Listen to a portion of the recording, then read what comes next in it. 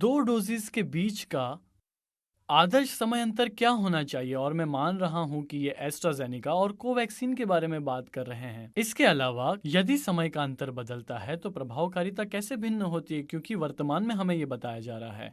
तो ये बहुत ही अच्छा सवाल है और मुझे पता था कि ये सवाल आएगा। मूल रूप से एस्ट्राजेनिका के प्रारंभिक टेस्टिंग में कहा गया है कि 4 सप्ताह आदर्श अंतर है। इस टेस्टिंग में पेशेंट्स के छोटे से ग्रुप को टेस्टिंग की डिजाइन द्वारा नहीं पर संयोग से 4 सप्ताह के बाद वैक्सीन का दूसरा डोज मिला। वास्तव में परीक्षण डिजाइन के एक गलती के कारण और एक ये छोटा ग्रुप था, उन्होंने दिखाया कि एक ग्रुप की एंटीबॉडी प्रतिक्रिया और भी बेहतर है। अब ये जनहित में था कि जब आप अधिक आबादी का वैक्सीनेशन करना चाहते हैं तो इसे समझ लें। मुझे लगता है कि आंशिक रूप से यूके में ये जो दो वैक्सीन के बीच के डोजेस को 8 सप्ताह या उससे अधिक समय तक रखने की सिफारिश को कर दिया गया था। बस विचार ये है कि कम से कम संसाधनों को आप व्यापक रूप से फैला सकते हैं।